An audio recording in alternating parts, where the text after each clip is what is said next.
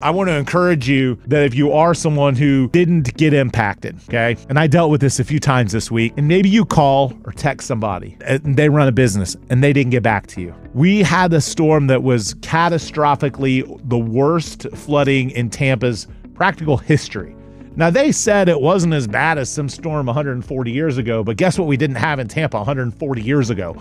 Cars and buildings and value. As far as the value loss in Tampa, I think this one's going to massively break records. You have this storm that's impacted so many people. It's impacted their families. It's impacted their businesses. They've lost their vehicles. If you call someone and they don't call you back, you can probably assume they're pretty impacted by the storm. And just because the storm didn't impact you doesn't mean life goes back to normal for everyone else. A lot of people are taking time off to shore up their home, to help families, to help people in need, has a relationship with somebody or uses a particular business and they haven't gotten back to you as they normally would have.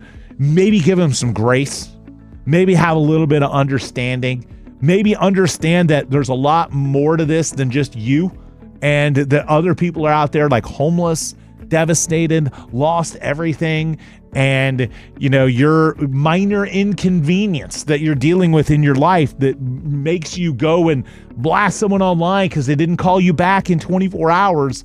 Let that go for a little bit. Give people the benefit of the doubt. Give them some grace. Chill out. Understand that our market and our area, businesses, homeowners, neighborhoods, they're not going to be the same for a long time. Okay. So, get out of your own way. Understand that if it didn't impact you, it impacted mostly everyone else in some way or another.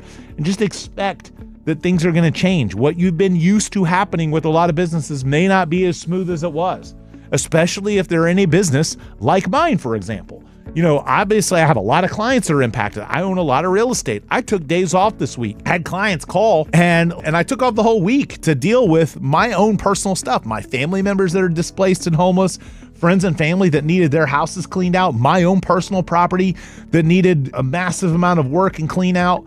So I had clients that would call and leave a message, and like 6 hours later call and leave a nasty grand message that no one had called them back. Give people some grace right now. I think a lot of people are, but I think there's some people out there just driving around acting like everything's normal and nothing's changed. I sat in traffic the other day. There was a truck on Bayshore, and you could tell it was stopped on Bayshore, and it was, cleaning up stuff from people's house, right? Like, there was no other way. There was nowhere else for this truck to park. This truck sitting behind him started honking and yelling at him, cussing at him for blocking the road and slowing his commute. It was wild to me. It's like, know the room, read the room a little bit, people. Okay, please, give your fellow business owners, give your neighbors, give people some grace. Okay, expect that if you reached out to a business and it's been a few days, they may be completely underwater. They may have lost all their equipment. Multiple landscaping companies I know, a fence company I know, lost everything. Of course, they're not going to get back to you in 24 hours.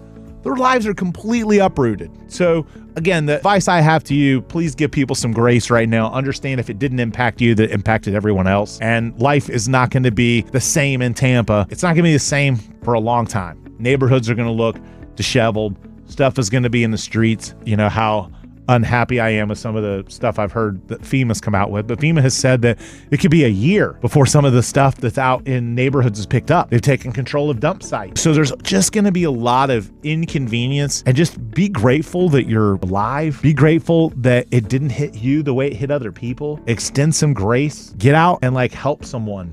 I learned this week, and I've always heard this and believed this. There are a couple different segments of society. I think you have a segment of society that are the doers. They're out there. They're doing stuff. They work, they're active, they help people, they provide a service, they show up for work, they work hard. And then there is the part of society that are the watchers. They're just kind of meandering through life, kind of observing, almost like they're watching a TV. I saw so many people drive through neighborhoods this week and just kind of gawk, neck breaking, like when you drive by an accident, how you can just see how some people just stop and look, and it's like they just want to watch it. It's like they want to watch the chaos. They want to watch people have their lives uprooted. And I saw so many people driving around and watching. I had people getting up in the bed of their truck to look in my backyard. Don't be that person. Don't be the watcher. Go do something. Go help somebody. Go out to a neighborhood. Get your hands dirty for a day. Even if it didn't impact you, go help somebody. Go help your neighbor. Go Go help your family members. Go help some people. Don't drive around just to bask in the chaos that people are going through and take pictures so you can post on social media. Go out and help somebody. Don't be a watcher, okay? Don't just watch the world go by. Get active. Go do something. Go help someone.